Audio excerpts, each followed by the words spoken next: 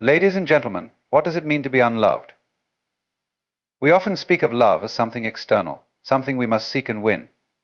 Yet, in our pursuit of love, we overlook a crucial truth. Love is not something we acquire, it is the essence of what we already are.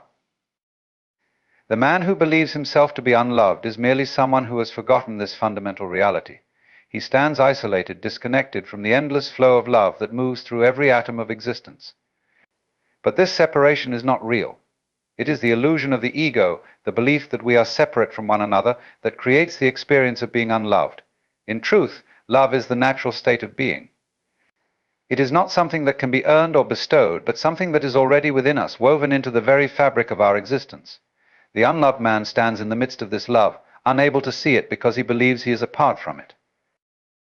Imagine for a moment that we are not individuals, isolated in separate containers of flesh and bone, but rather we are expressions of the same infinite ocean, waves rising and falling, each one unique, yet part of the same whole. The unloved man is like a wave that has forgotten it is part of the ocean, thinking it is alone in the vast expanse, and so it suffers, waiting for something outside itself to fill the emptiness it feels. But what if we stopped seeking love outside of ourselves? What if we realized that love is not something to be acquired, but something to be recognized? The unloved man is not alone because love has abandoned him. He is alone because he has not yet recognized the love that has always surrounded him. You see, love is not bound by the actions of others. It is an unchanging force, like the sun that shines on all, regardless of whether we choose to bask in its warmth. When we allow ourselves to recognize this love, we step beyond the illusion of separation, and the world opens to us in ways we could never have imagined. The unloved man is not outside of love, he is merely looking in the wrong direction. He is not unloved by others, he is unloved by himself, trapped in the belief that he must earn love or that he must wait for it to come from others.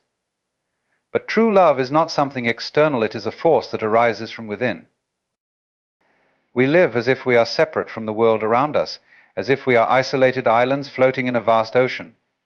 This perception of separation is something we carry with us through life, as though we are individuals cut off from the people and the universe around us. It feels real because it is so deeply ingrained in our thinking, but it is ultimately an illusion, one that shapes the way we experience life and influences the way we relate to others. The truth, however, is that we are not separate. We are the world. We are not isolated beings, but expressions of a living, breathing universe. The very air we breathe, the food we eat, the water that nourishes us, all of these come from the earth, and in turn we return them to it. We are part of an endless cycle, a vast web of interconnected life, but because we've learned to view ourselves as separate, we often miss the profound reality of this connection. The feeling of separation emerges from the way we identify with our minds and bodies. We tend to define ourselves through the lens of our thoughts, emotions, and physical form, and in doing so, we forget that these are not the entirety of our being. They are temporary, fleeting expressions of something much deeper and more vast. We believe that we are the sum of our thoughts and experiences, and that these experiences are entirely our own, distinct from the experiences of others. In this way, we begin to see ourselves as individuals, standing apart from the rest of existence. We forget that we are merely a wave in the ocean, a momentary expression of the infinite, and so we suffer. We experience loneliness, a longing for connection, because we have come to believe that we are alone. This is the illusion of separation at work. The belief that we are distinct from others creates barriers between us and the world, leading us to feel as though we must find something outside of ourselves to fill the emptiness we perceive within. But the emptiness is not real, it is the result of forgetting our essential unity with all things. When we view ourselves as separate from others, we begin to crave validation, recognition, and love, as if these are things we need to earn from others to feel whole. We think that love is something we must obtain, something we can acquire through external approval or affection. But love, in its truest form, is not something external to us.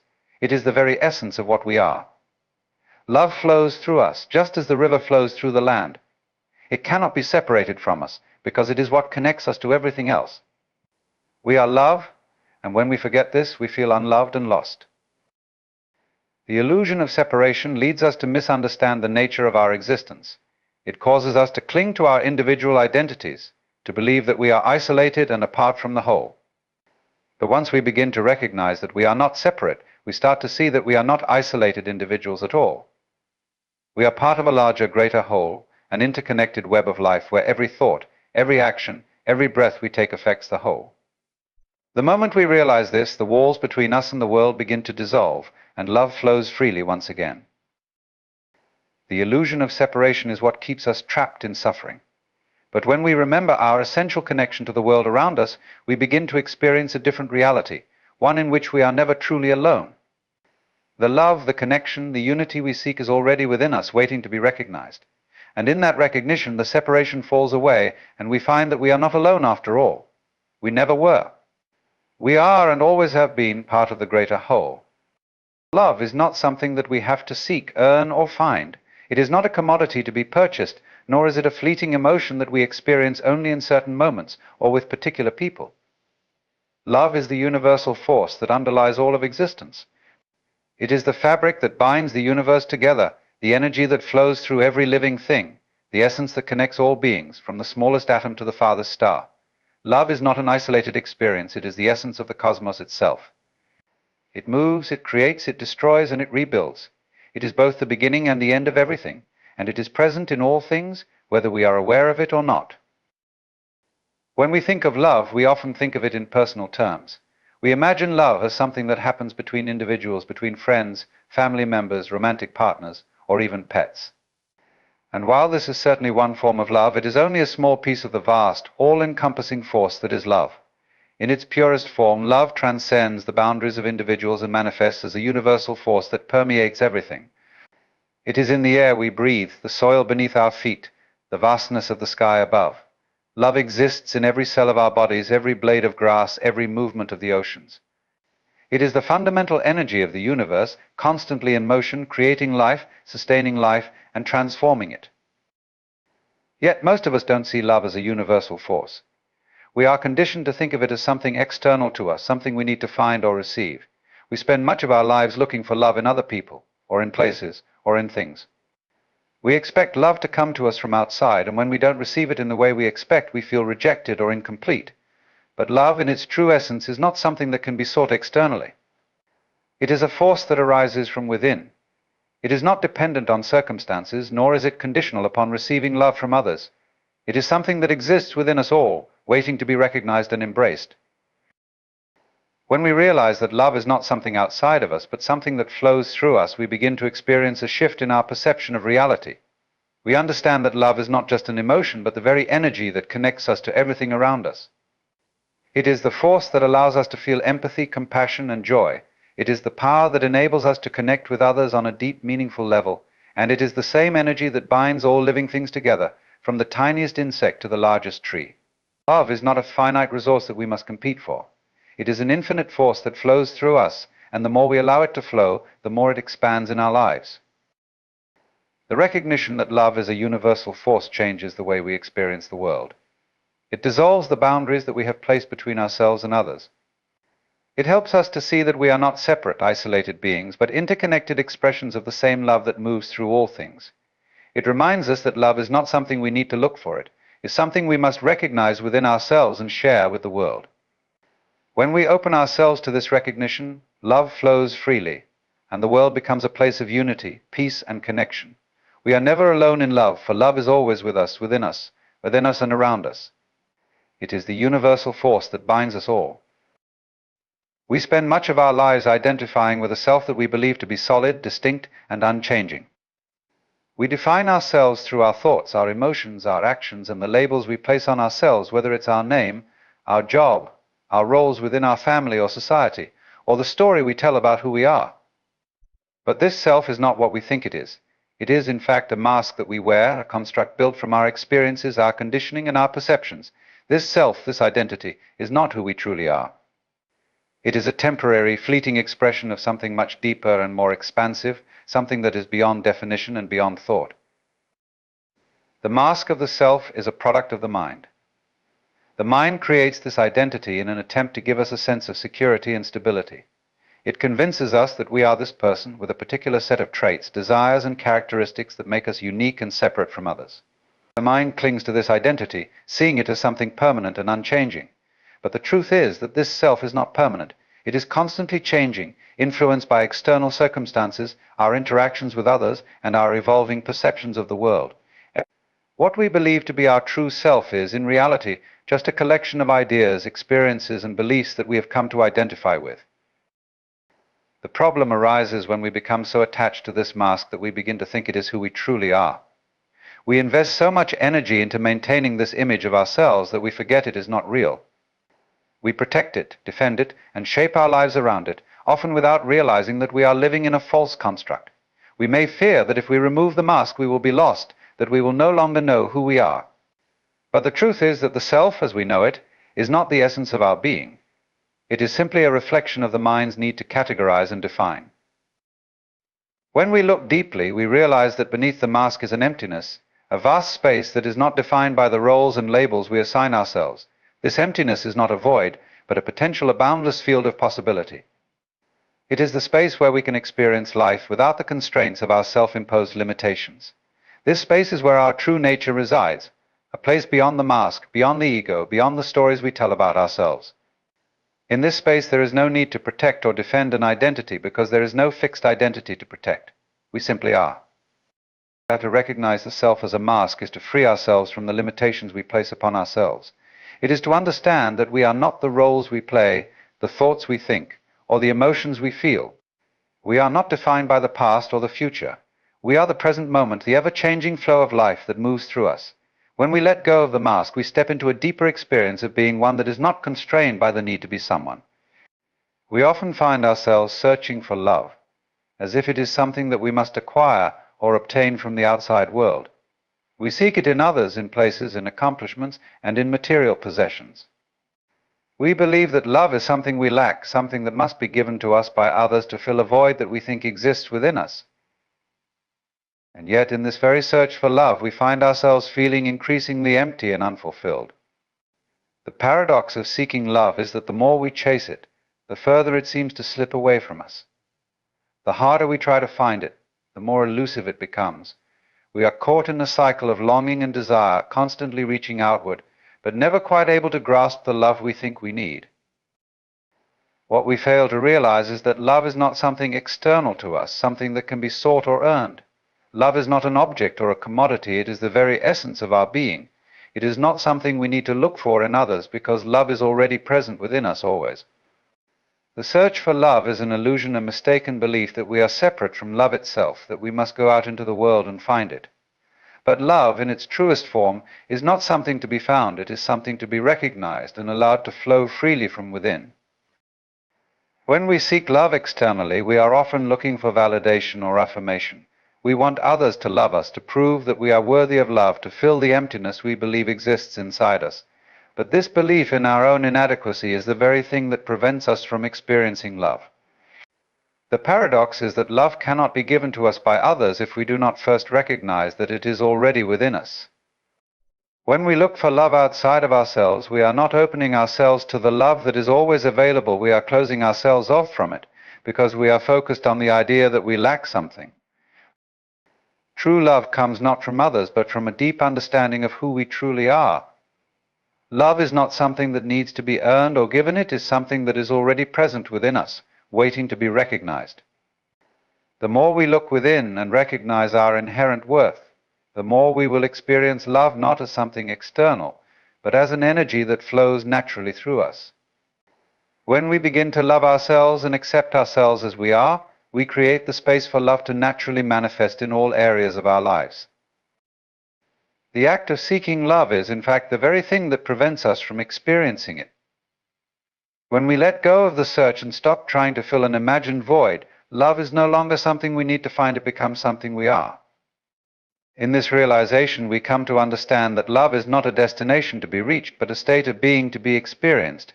It is within us all, and the only thing that ever stands between us and it is the illusion that we are separate from it. The ego is the false self that we cling to, believing it is who we are. It is the part of us that identifies with our thoughts, emotions, and experiences, creating a sense of separateness and individuality. The ego convinces us that we are distinct from others, isolated and apart from the flow of life. It tells us that we must protect ourselves, defend our identity, and hold on to our sense of self at all costs. But in doing so, we create walls between ourselves and the world, between ourselves and the love and connection that is always present. The grip of the ego is what keeps us trapped in a cycle of fear, anxiety, and separation. It is the very thing that prevents us from experiencing the peace, love, and freedom that lies beyond the boundaries of the self. Releasing the grip of the ego is not about destroying it or trying to eliminate it entirely. The ego is a part of the human experience, and it serves a purpose in helping us navigate the world. However, when we become overly attached to the ego and allow it to dictate our sense of reality, we lose touch with our true nature. We begin to identify so strongly with our thoughts and feelings that we forget we are not our thoughts. We are not our emotions. We are not the roles we play or the identities we adopt. The ego, in its quest for control and validation, leads us to believe that we must constantly defend, protect, and elevate this false self. We fear losing it because without the ego we believe we would cease to exist. As we begin to release the grip of the ego, we start to experience a profound sense of freedom. We realize that we do not need to protect or defend an identity because we are not bound by it. We are free to experience life as it is without the constant need to label or judge it. In this freedom, we are able to embrace the present moment fully, without the interference of the ego's stories and fears. We begin to see that we are not separate from the world around us, but a part of it. The ego creates the illusion of separation, but when we release it, we return to the unity that is always present. Releasing the grip of the ego also allows us to experience love in its purest form. The ego is driven by fear and the need for control, but love requires surrender. Love is the natural state that exists when the ego steps aside and allows us to connect with the world from a place of openness and vulnerability. When we let go of the need to protect ourselves, we open our hearts to the flow of love that is always around us. In this state, we can experience a deep connection with others, not based on the roles we play or the identities we assume, but on the shared experience of being. Releasing the grip of the ego is not an easy task. It requires practice, patience, and a willingness to face the discomfort of letting go of what we have believed to be our identity. But as we release the ego, we discover that we are not losing ourselves, we are finding ourselves, we are finding ourselves. We are uncovering the truth of who we really are beyond the mask of the ego, beyond the roles we play, and beyond the stories we tell ourselves. In this discovery, we find peace, love, and freedom, and we come to understand that we were never truly separate from the world around us. We were always connected, always part of the flow of life, and in releasing the grip of the ego, we come home to our true nature. Human connection is one of the most profound and essential aspects of our existence. We often think of it as something that happens when two individuals meet and form a bond, whether it's through conversation, affection, or shared experience. But in reality, the nature of human connection goes much deeper than these outward expressions. At its core, human connection is not about physical proximity or shared activities. It is about a deeper recognition of our shared humanity, a recognition that transcends the boundaries of the self and opens us to the possibility of true intimacy with others. The essence of human connection lies in the awareness that we are not isolated individuals, but part of a greater whole. We are all expressions of the same fundamental energy that flows through the universe, and in our interactions with others, we tap into this universal connection. In the moments when we feel most deeply connected to others, it is often because we have momentarily transcended our individual selves and allowed ourselves to simply be present with another person. In these moments, we are no longer concerned with our own identities, our own fears, or our own desires. We are simply two beings sharing a moment of openness, vulnerability, and understanding. This kind of connection cannot be manufactured or forced. It arises naturally when we let go of the need to protect ourselves, when we allow ourselves to be seen as we truly are, without the masks and defenses that we often wear. True human connection is not about performing for others or seeking validation. It is about being authentic, being real, and being willing to open our hearts to others without expectation or agenda. It is in this openness that we find the deepest connections, the ones that transcend words, and the ones that leave us with a profound sense of unity and belonging. However, we often create barriers to connection without even realizing it. The ego, which is the false self that we cling to, is one of the primary obstacles to genuine connection. The ego convinces us that we are separate from others, that we must protect ourselves from harm, and that we must constantly defend our identity. In doing so, it creates walls between us and the people around us, preventing us from truly seeing them and allowing them to see us. We may engage with others on a superficial level, but the deeper connection remains elusive because we are too caught up in the stories we tell ourselves about who we are and what we need. The true nature of human connection is built on the foundation of empathy, vulnerability, and love. When we allow ourselves to connect with others on a deeper level, we are able to see beyond their surface appearances and into the essence of who they are. We begin to recognize that we share the same hopes, fears, and dreams, and that, beneath all our differences, we are all fundamentally the same. This recognition allows us to experience true compassion for others. Connection is not just about interaction, it is about shared experience and mutual understanding. It is about being able to listen, truly listen, without judgment or the need to fix or change anything. In these moments of deep listening, we create a space where the other person can feel seen, heard, and understood. This is the foundation of meaningful connection, the recognition that we are not alone, that we are not alone, that we are all in this together. Ultimately, the nature of human connection is a reminder that we are all interconnected, that we are not isolated beings, but expressions of the same life force. It is in recognizing this interconnectedness that we find the deepest sense of meaning and purpose. Through this recognition, we experience a sense of unity that transcends the boundaries of time, space, and self. Human connection, in its truest form, is the recognition that we are all one, and in that oneness we find the deepest form of love and belonging. Solitude is often viewed with fear or discomfort, as if being alone is synonymous with being abandoned or disconnected. In a world that constantly encourages interaction, busyness, and social engagement, solitude is often seen as something to avoid, a state that must be filled with noise, distractions, or the company of others. Yet solitude is not something to be feared or resisted. It is, in fact, one of the most profound and transformative states of being, a space where we can truly reconnect with ourselves and the world around us. At its core, solitude is not about loneliness. Loneliness is the feeling of disconnection, of being cut off from others, while solitude is a conscious choice to be alone, to step away from the external world and turn inward. Solitude is an invitation to explore the depths of our own minds and hearts, to reflect on our lives, and to find clarity in the stillness. It is in these moments of quiet solitude that we often find the answers to the questions we cannot ask of others, the insights that arise when we silence the constant chatter of the outside world and listen to the wisdom that lies within. In solitude, we are able to shed the expectations, roles, and labels that society imposes on us. When we are alone, there is no need to perform, to be someone other than ourselves, or to seek validation from others. We are free to simply be. This freedom allows us to reconnect with our true nature, to experience ourselves as we truly are, without the distractions of external influences. It is a time when we can reflect on our thoughts, our feelings, and our desires without judgment, allowing them to surface and be acknowledged. Solitude becomes a space where we can strip away the layers of societal conditioning and reconnect with our inner truth. Solitude is also a space for creativity and growth. Without the constant distractions of the outside world, we are given the opportunity to explore new ideas, to dream, and to create. It is in the quiet of solitude that our minds are free to wander, to make connections between seemingly unrelated thoughts, and to generate new possibilities.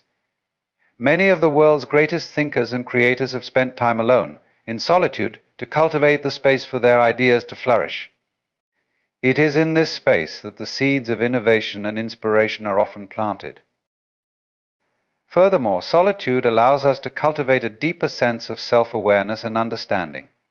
In the solitude of our own company, we can examine the patterns of our thoughts and behaviors, reflecting on the past and contemplating the future.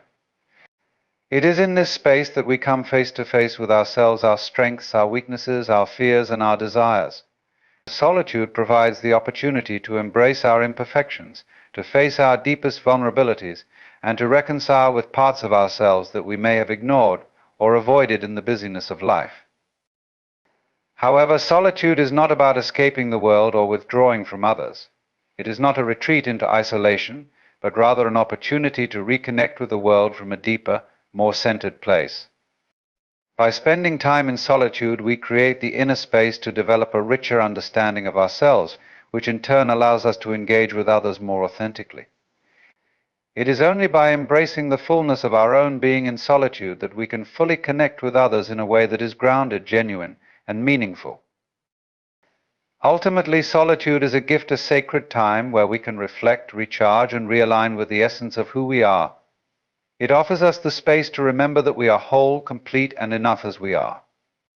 It teaches us that we do not need to be constantly surrounded by others or constantly doing something to feel fulfilled.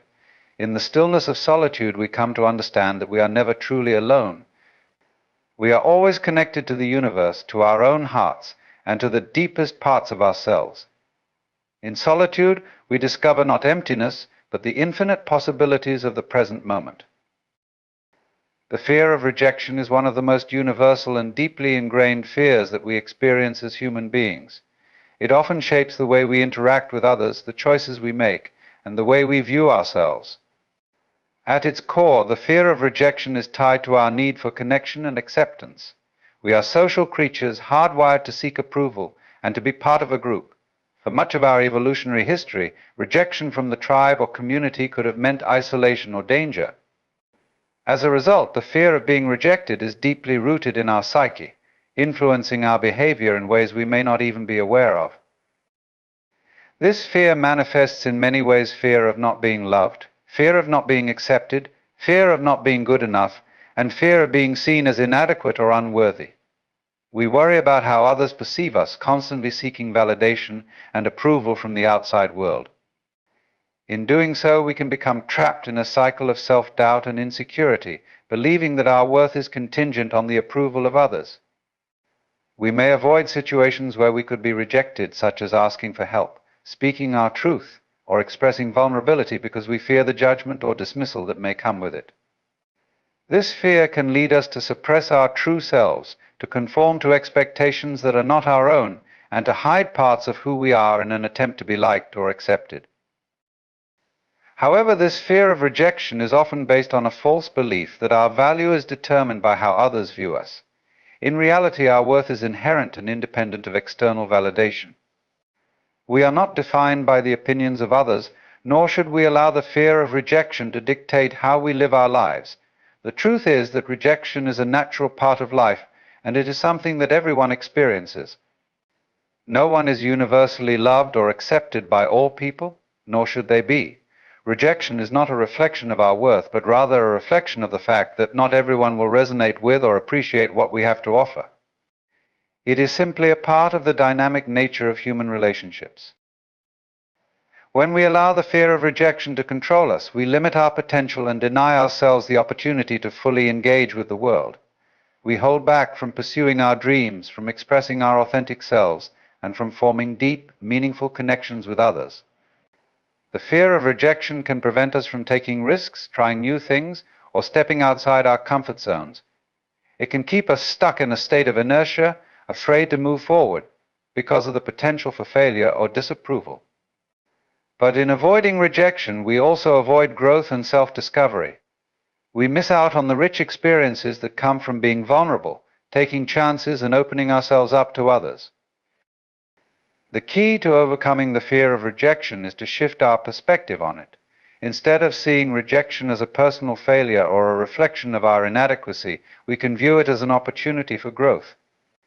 Every rejection is a chance to learn more about ourselves, to refine our approach, and to become more resilient. Rejection can teach us that we are not defined by external circumstances, but by our ability to move forward in spite of them. It is through the experience of rejection that we often find our true strength and our authentic voice. Furthermore, when we embrace the possibility of rejection, we free ourselves from the need for constant approval. We come to realize that we do not need others' validation to feel complete or worthy. Our worth comes from within, and the more we cultivate self-acceptance, the less power rejection holds over us. When we no longer fear rejection, we can approach life with openness and courage, knowing that we are capable of handling whatever comes our way. We begin to see that the only true rejection is rejecting ourselves when we fail to honor who we are, to follow our own path, and to express ourselves honestly. In the end, the fear of rejection is not something to be feared or avoided. It is a natural part of the human experience, one that we can learn to accept and navigate. When we do, we find the freedom to be ourselves, to take risks, and to live a life that is authentic and true. Rejection, far from being a sign of failure, becomes a stepping stone on the path to self-discovery, growth, and connection.